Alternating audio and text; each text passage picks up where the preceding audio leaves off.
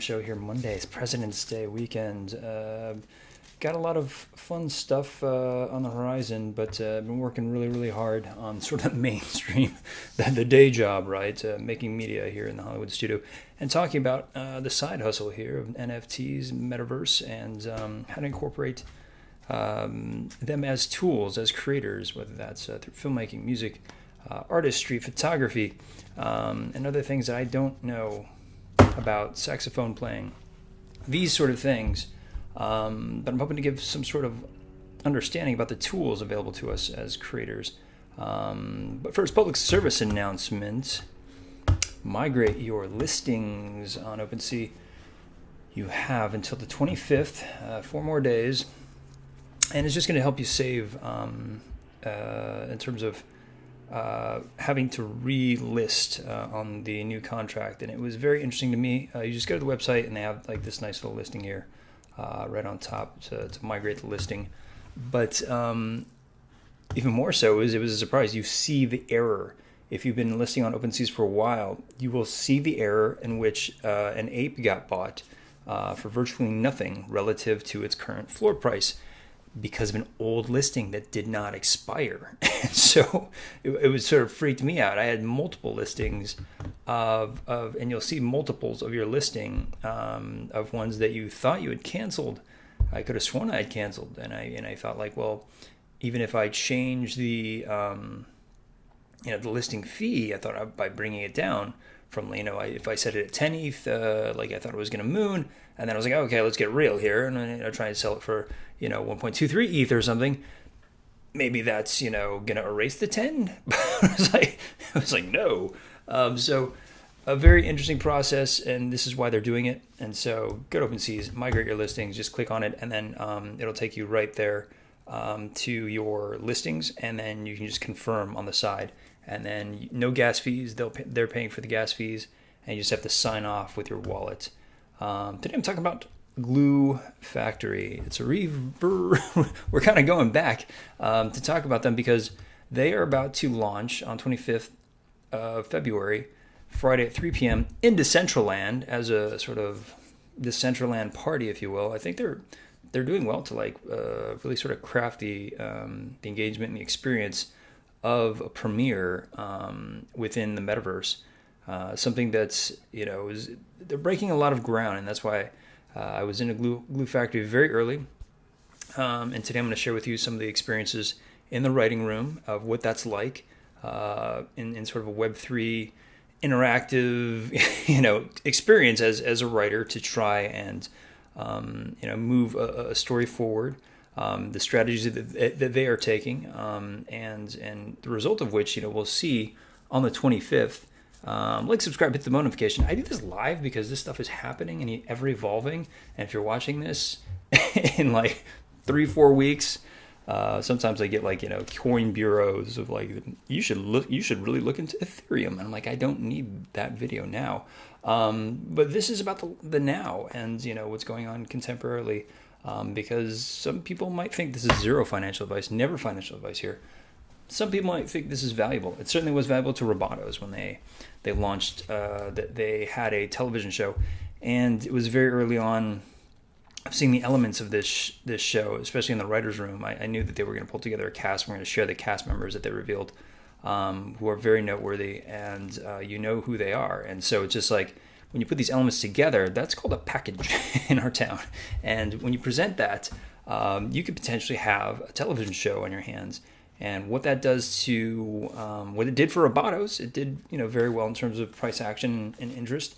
What it does is an actual process is going to be very interesting to follow. And I think that's the real challenge here, is trying to understand where your recoupment, where your value is because I think, the main standpoint right now for most creators is I have my thing and, our sort of the core team's thing, the show, and we're going to make that show. You can be a fan, you can contribute, you can in these ways. And to be fair, this is the very specific process that they went through here. But to be clear, you don't own the property to our main show. You don't, to some degree, you don't have the ability to create a competitive property to our show in any regard.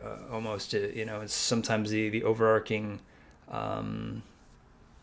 umbrella terms of competitiveness in commercial space really disallow you from creating your own thing.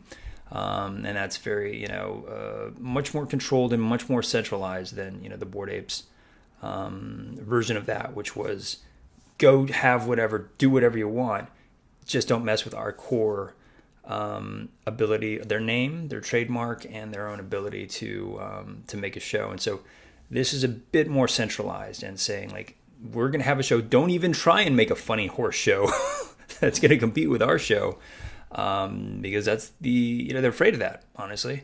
For me, that's the beauty of Web3 and decentralization is this ability to, and I'll be speaking about this hopefully soon at South by Southwest, about group storytelling. And I think a lot of us come out of, in this space, it's very funny, come out of improv and come out of Second City, UCB, and these places that sort of give us the tools to create stories together in a group. And again, I'm showing this because I think that they do an amazing job at that. And to me, I was just a bit let down, but I understand why in terms of the business, why they can't fully let somebody just, oh yeah, go do whatever you want. That's the ideal. That's what I kind of loved about the space, honestly, coming into it. But the more and more you get into a project, take a look at those disclaimers and those. They're trying to really hold a standard that is very, very centralized, so they can make that Netflix deal, so that they can. That's their viewpoint. We can give you value if our thing becomes a show. You don't get a piece of that show. We're going to be driving the Mercedes, but perhaps the NFT value will rise if our thing becomes a show. Seems a bit, I don't know, less than fair, but I guess it does. It's an improvement, honestly. When we're watching, say, Superstore, or I was listening to Reese Witherspoon's great talk on NFT Now today. I think that she's right. She was like, I'm Elle Woods, and I'm all these characters that I don't own, that I'm not a part of in any way. This allows you to own a slight part of the action in a sense. You're not going to get a piece of the main action. The main, we call it, the waterfall of revenue in rev share in this process. For some projects, I think there's, we'll go over some other ones that are attempting to pitch this. I don't love it because they're pitching something that they have completely no idea of. Honestly, there's you're going to try and pitch waterfall, to people who are like, yeah, I should own a part of that. And it's unreal. It's unreasonable, because when you do make a deal, none of that is made as profit to divvy up, especially when you get a show. That all has to go into the production, or you're going to have a less than stellar show. So expectations are going to be so high that you're going to want to put everything into the show for everybody involved. And so let me play the trailer. Hopefully you can hear it.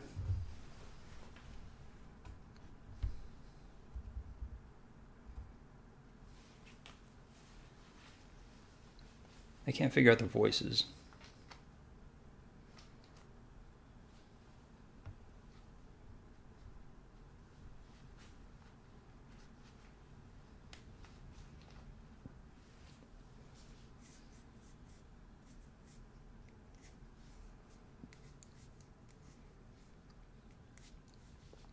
The animation is very minimalized, but, I think they're getting the character across, which is good.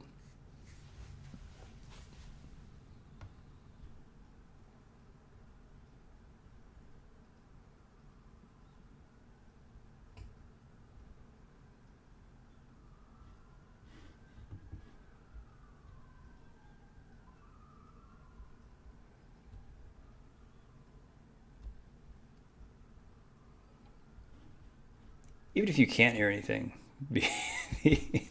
the visuals are giving you an indication of a funny show. And like I said, I think that this was probably going to be the funniest show coming out of this space, out of 2021. There was no show that I could see that was even coming close to this because of, I don't know if you can see it right here. You can, but Colton Dunn for me, and Katie Rich, amazing writers. Come from shows like Key and Peele and Saturday Night Live, shows that I love. You can kind of see by the name rearranged that maybe Colton. I was just like, I don't know how Colton is doing it. He's like on a show. He's as an actor. I'm sure he's doing a fair amount of writing that's paid writing. Although everyone sure got paid pretty well by doing an NFT project, honestly. But I could see how the rearrangement. So it's John Barinholtz and Rob Belushi kind of took more of a front seat here, and then Katie Rich and Colton Dunn weren't as active. I was a bit disappointed in that in any of the writer room sort of chats or anything. They were brought on sporadically. Just as kind of like, they would just do AMAs, just just really quick, like, oh, hey, here's something funny that was in the room. Oh, hey, I like that. That was funny. So sharing in the room. And I think that was a great, nice, positive experience for people in the project. And so, and here, you talk about really, really fantastic cast. Bobby Lee from Mad TV. So amazing. Also joined by Nicole Sullivan, also from Mad TV. Was also in that, the mystery on Netflix, Murders. The Ken Jeong episode. She was so good in that episode. No spoilers. And Bobby Moynihan, Saturday Night Live. Legend, Patton Oswalt. So, they went and they got Baron Vaughn, who was, clearly on Superstore with Colton here. And so, you're talking about it, like in some guest stars like Ted Danson, randomly, and Zeneca, to kind of bring some Web3 love to it. Clearly, he must be a holder. A lot of fans of Zeneca in the Web3 space. And so having these actors, in this project is, it's fantastic, really. It brings a lot of performance aspects and a professionalism to the execution of the comedy, which is so central to this piece. And so that was the great part of the writer's room was you had basically writing assignments. And so it was broken down in terms of the ability for people to not necessarily, everyone felt, I think, a level of contribution. And the head writers were very, and I assume it's like Barinholtz, were very specific to craft ways in which audience participation could be had and actually used within the space. So, if there was a name that you wanted for a specific institution, whether it was a mall, like, oh, there's a horse mall. What's it called? There's also a really crazy store inside. What can you do in that store? And so they would elicit from the writer's room these stories. And so what was great is if you completed that assignment, you would get at least a POAP, POAP, to show that you had participated. It was just like a token. I thought early on, I was like, oh, maybe this is how you get some of those, you get a piece of that waterfall. Probably not going to happen. Definitely not going to happen, honestly. I don't know the benefits, honestly, of what they're planning to do with those that have contributed. It was just, for me, it was just fun. Again, having this capacity to contribute and to group storytell, I'm fascinated by. And they did a very precise job of doing their own narrative and saying, hey, we're gonna do this narrative. I felt a bit of arm's length, honestly. It was just like we're working here, and if you could just do something really funny for us, give us like a punch up, a romance why are they in love, and how many children do they have and why, and then they're tooling, and then coming back. Okay, this week's writer assignment, and so they did about 6 weeks of that, and it was a fun process to go through. And I think there was 130 or so that signed up as writers. The contribution wise, though, it ended up being about 30 or so. So not a huge percentage of writers that signed up were actually contributing on a consistent basis. It seemed to be about 30 or so. I honestly was just like too busy. So it's like I got maybe 2, 3-ish at best in terms of it, the engagement. But it certainly helped with the engagement, and it gave people something to do because I think in that process of arm's length and tooling, you could have some very, very creative people working on amazing projects, and there's a lot of frustration from us about not being able to see the process, not being able to understand what's going on. I think every project has and suffers from that level of I don't know if it's insecurity. Honestly, it's a very centralized approach of just like I have the thing and don't worry, because I think there's a lot of letdown and there's a lot of fear in trying to share in the process, because then somebody might misinterpret, reinterpret, or spoil somehow the momentum, and you feel when you have made it to mint and have gotten minted and have minted out, it's such a huge undertaking, and you feel so much pressure as creators, as I keep talking to creators about pushing their storytelling forward. There's a lot of fear of not being able to do it right, and sadly, I think when we're looking at examples that we've shared on the show before, because this isn't the first TV show that's come out, with Stoner Cats and with Deadheads especially, super, just cute, great idea, fantastic world, really amazing setup, but the execution lacked so much in regard to an actual story or an actual piece of entertainment. That's sort of the fear for me in this space of not being able to see sort of the level of engagement that is possible by giving tools to you and I and to creative people to create, but by saying, oh, hey, you're going to be part of this, really, but we're going to be working over here on our main thing. So honestly, that they get their name ahead in things. Not that some of them, like Colton or something, he's doing fine. But I think you have people in this space who are trying to make a name for themselves in Hollywood. There's a lot of projects that originate from Los Angeles, and they have that leverage of being able to take these things into a studio room or into a room at Netflix and pitch it.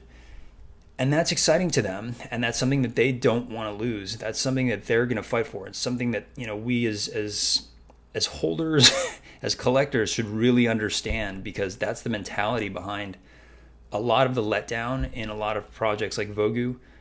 Complete, massive, utter letdown. You feel that, the letdown, because this is somebody who has taken tracks, who has taken meetings. Oh yeah, guys, I'm working on something. I'm taking meetings. You guys just wait. There wasn't. You guys play online poker with each other, and on every Thursday. And I'm gonna check in with you then, and we're gonna push this thing forward. But nothing came, and then nothing came, and then he got signed, and then the project got signed, by agencies who were, surely. We haven't seen any movement out of that project. And, again, no FUD, but I'm just pointing out what's been going on with these projects and why, we have to understand as holders, the idea of creating media with these is there's many problems, and it's very tricky. But you have to understand the creation of them is for the pursuit of that person as a creator. They're there to push their ability to be in projects, and further their own name. John Barinholtz is really just standing out as a prime example of that. No FUD. I think the guy's really, really smart. He pulled this thing together, it seems, with Rob Belushi, and it seems like they're very close with Tara Strong. And so you have like this really great core, but let's be honest, like John Barinholtz wasn't killing it in Hollywood. He's probably working and making a living, and kudos to him. This is putting him into showrunner territory. This is allowing him to make this huge step into being a showrunner by offering Hollywood this beautiful NFT property. We have 10,000 built-in audience members who are very virulent, who want to be in this space and see the thing succeed. And so they're going to do these this checklist. Like I went down the checklist. I helped the project. I went down and I said, okay, here's the share of the trailer. Here's it's like some competition to win like 0.2 ETH or something like that. But just like literally the carrot in front of the horse. You're just like, look, I'm happy to share. But let's be very, very upfront of what this is. And so to the point where John has actually forked onto other projects. So he's now taking these meetings, pitching the show, saying like, hey, I'm the NFT guy. I can bring you these projects that are completely built out in terms of their IP. Not fully, but like they're very fleshed out because you've created a huge audience, or at least a core audience with some initial fervor, if you will, to help market, and that's very powerful in this space where there might not be a lot of built-in audience for a horse show. But like when you add, oh yeah, we have Zeneca. Okay, well, a lot of Web3 people are going to tune in. Like, what the hell is Zeneca doing in there? There's a huge following for Bobby Lee and great comedians who are also part of this thing. And so Barinholtz has moved on to say now he's going to do a live action version of this because the animation, which is the soup du jour for everyone, is working, and it's working well because you're getting episodes made. I think this is probably going to be the best of them because as we kind of discussed with with Deadheads, they got there first and they did it, but it was so poorly written, and they again, no FUD, they just didn't understand the process, and so I think we have here with Barinholtz's next project, maybe we'll go over that as well, is you have somebody who's got a lot of big names associated with projects that he's worked on, but he's not a director. It's just like the art director, the person who works in art, and that's fine, and that's fantastic. It's probably going to look pretty dope. But in terms of an actual story, it's questionable. And so, hey, he could be James Cameron though. That's something that James did.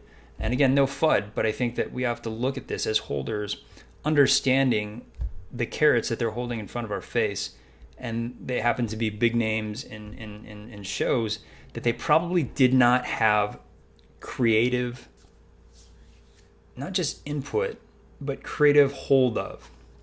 They weren't steering the ship. They were contributors on this thing, and that's acceptable and that's awesome. But I think in looking at projects now, I'm looking, especially these with ones that really say, oh yeah, we're going to do a show. You really have to look at real Hollywood fundamentals, if you will, of what these are, and who's in it, even to some degree. But who's steering the ship? Who creatively is steering the ship? Because as much as everybody wants these to be the next Star Wars, the next Indiana Jones, or whatever, if you drop a crystal skull on an NFT, you're going to see what happened to Deadheads. I hate using them as an example because it sounds like FUD, but let's be real. That's what happened. They brought something to market, and they were just like, look, we did a show. And they had some really great animators going, but they weren't.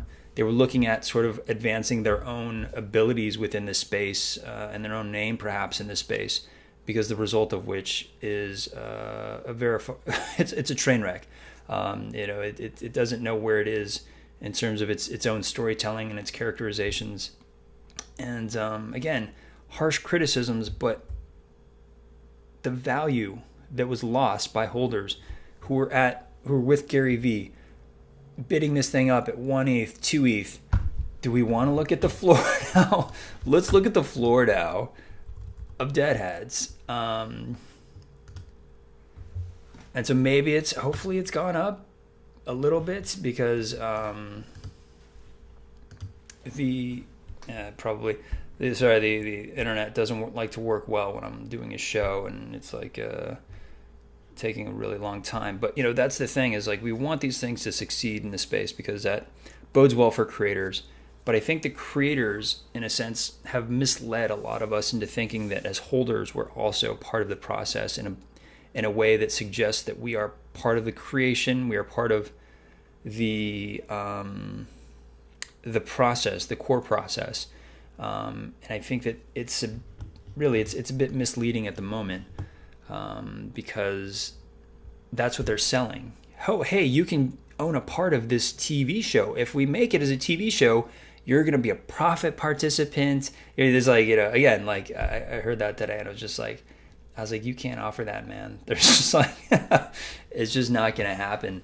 And if it does, just in the ways that, sorry guys, I don't think it's going to go through. I'll wait it out a little longer to see if it pulls up, but then it's going to just pull up the things a lot longer. 5G, come on. I pay all this extra money for the 5G, but not coming through. So it's just something that as collectors, as creators, there's a misnomer here. As creators, I think a lot of people are offering this participation, but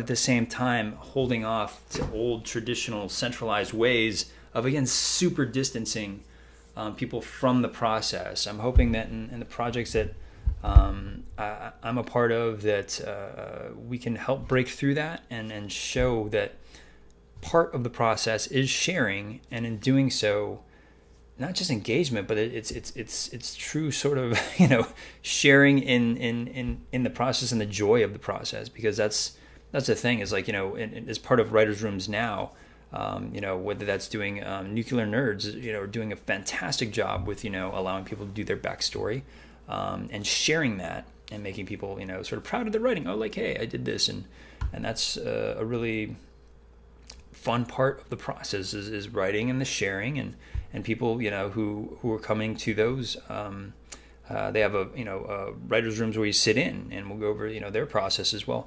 Writers' room where you sit in on quasi AMAs, in a sense, where you're just like you're in voice chat and you're talking through a lot of stuff, and a lot of people are just like, hey, I used to think about writing, and I felt like it was something I liked to do, and then there's others who were just like, I was a writer's assistant on this big TV show, or I wrote a couple episodes of this, and so there's a really nice mix right now in those rooms. And I think that, as you can see, the ones that are paying the most attention to, I'm hoping are going to deliver the most value down the line, because part of utility, it's inherent in utility, is this. What they are, the traits, those little traits that that you're finding, that we're selling each other for. Like, okay, this has a sign of a Highway 66. Okay, fantastic. And you're bringing these traits to bear in terms of the collection, but they're also fundamental storytelling jumping off points. And I think that that's something that Nuclear Nerds gets really right. And I think that Glue Horse actually had to create one, because they have this great world. Horses that can talk. And they're in a world that have other. I think it feels like the afterworld. It's gonna be explained, but like these two horses that are really abused go to this place where all horses are not abused, and it's just a horse society, which is it's just funny and it's great. But at the end of the day, you have to have sort of a jumping off point, an inciting incident, and the inciting incident for Nuclear Nerds is very obvious. Boom, there was an explosion. Nuclear Holocaust, get it. Some people can go do the before and the after. I think we all really get that sense of dramatic understanding within narrative of an incident, and immediately your mind goes to, oh, who were they before? Who are they now? And so you have this great contrast, and you create characters based on the traits that you have. And so in that, you provide us holders the ability to define that and to personalize in this really great way. And I think that you're getting a lot of great holding out of projects like Nuclear Nerds, and and therefore value. These things. When you're a holder of an NFT, we're in it for for the most part, for money. Let's not joke. We want to get paid. We want to be able to be part of culture in ways that are, again, make us money, make us feel heard, make us feel like we're part of something. That's why we're spending thousands of dollars on your NFT. And so I don't want us creators to forget that, because we're not talking about a $10, $15. Have you been to the movies lately? Maybe $18 in 3D, movie experience. This is thousands of dollars of people's money, and there's a responsibility with that. And I think that that's being a bit overlooked in some cases, where projects are just they're really not taking this quite seriously. And again, this is part of professionalism and looking at the team and making sure your team is doxed. And that's why I went with 3 glue horses, because I thought, like, wow, what a fantastic writing team. But I can see it sort of shake down. I can see sort of the marquee names that were in that writer's room now starting to take a slightly not as active approach. Those with the time, to be fair, are the ones who are pushing this forward. And that's awesome, and that's rad, and they're developing in their own way. Again, zero FUD. I want to see this succeed. I'm tweeting like mad that it does, but I just have to be honest with you guys, because there's a lot of smoke and mirrors in Hollywood, clearly, and I'm seeing a lot of those smoke and mirrors being brought to bear in this space. And again, when we're talking about a $10 experience, or even like sitting down and watching a bad Netflix movie, that's one thing. That's one thing to sit down and you spent like, what is it, $15.99 for the month, and you sit down and you have a bad viewing experience. You can stop it and be like, yeah, that was crap, or you can sit through it and just be like, wow, that was a bad hour of my life gone. Now we're talking about thousands of dollars that you've earned, in your own way, and if with Ethereum, maybe you earned it easily, and that's acceptable. But a lot of us, myself included, work really hard to participate in these projects, and I'm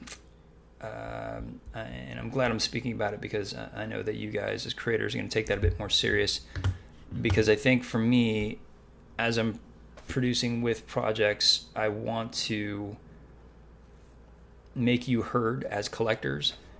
In the process, it's kind of my mission in those rooms, and I hope that it's going to pay off for us down the line. Like, subscribe, hit the bell notification. I know nobody's going to be taking this too serious, because we're being a bit meta in a sense with this, but again, it's a real warning that down the line. I mean, because look at any of these projects. Like Azuki, it's just like, wow, like really fantastic. Like, there's so much hype, and I think that's the thing, is like the Azuki. Let's all be very clear. They're like riding, hey, hey, we were able to lower gas prices and work out a special standard in the contract. That was done already in Nuclear Nerds. That was like, this is, if you look at what Feudals are doing, these are things on the dev side that are already in process. So this was nothing new, but it was certainly novel, and it's certainly great, as more and more projects are pushing forward with their things. There's so many different sort of back and forth with these. Mutants are back down to 18 now, coming off of 30. So everyone's looking for the value, and right now it's still in this massive hype cycle. And so what we do here on the show is we try and help you walk through a lot of the inherent value and the utility that's possible within this. It's going to take a lot of these time to understand what that is. Bored Apes have had that time. They've had that ability to be successful in this space.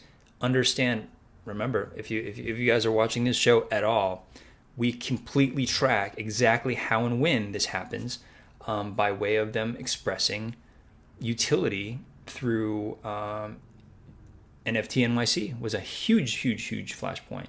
That's where you saw prices explode. I think that's where it went from like three and a half ETH in the mutant floor for sure, and absolutely exploded from there because of the reasons that we talked about. And so there's a lot of hype cycle going on, and it's exciting to kind of go and sort of, I think if you're gonna have the focus to trade through these, you're doing well. But when you're not, it's frustrating, and when you don't have an understanding of the inherent value, like Azuki has great value in a media space. I mean, it's just, it looks beautiful.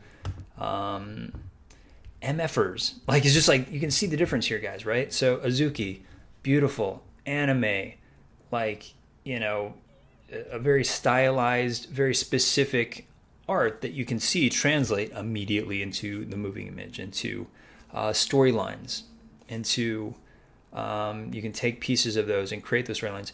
When you look at MFers, it's probably going to be like 100 ETH or whatever. It's just like, because that community is so insistent on the value of the MFers, and a lot of projects have that ability. These aren't hard to move. These are only 10,000 or so, and it's not hard to push the marketing to reach 10,000 people to believe that there is some value within something. But at some point, those people are going to want to capture that value and translate that value, whether that's into a Porsche, into a house. There's people who want to transfer that value, and when they do so, it's going to come rocketing down as more and more people try and capture that value. What is keeping it going? What is the utility of MFers? And that's what this channel is entirely about, right, guys? I mean, just talking about, like, and sorry, this is going way too long. This is going so incredibly long because it's something I'm super passionate about, and I hate people feeling like they're getting into something good and they're being misled, and they're being led across a lot of value propositions that don't make sense. And I don't want to say that some of the ones offering those are being disingenuous in any way. I think that they're trying to offer the things that they think are going to work, and you're trying to keep the momentum going, especially after a mint. Gosh, you feel so good after a mint, right? It's just like they're just like, they feel like they won the lottery in a sense, and you get that when you do these AMAs with them after a mint. There's a huge euphoria leading up to mint, and when they have it, oh my gosh, like we've done it. And I'm always there, like in the Discords, no, you have not done it. You have started, and we are here to help you start. But we need you to be working on the utility. But there's so much inherent when you just look at these projects that you can take away and say, Clone X, okay, I understand. It's a balance, right? That's a real balance between Azuki and MFers. Clone X. Clone X is so specific to Murakami. You certainly can't use a Murakami trait in a television show. He's got his own collection, right? So there's a lot of misconceptions about moving into traditional media, and traditional media even being the bar for success. I think we all want to see it, but I'm very, very interested into what is successful native to the space, because there's certainly going to be ones that run off to get the Amazon and the Netflix deal. But what does success look like within the Web3 space? And that's what I'm here for. Like, subscribe, hit the bell notification, drop me some comments. Let me know where you think this space should be going. I've got my own ideas, but I love hearing other people's.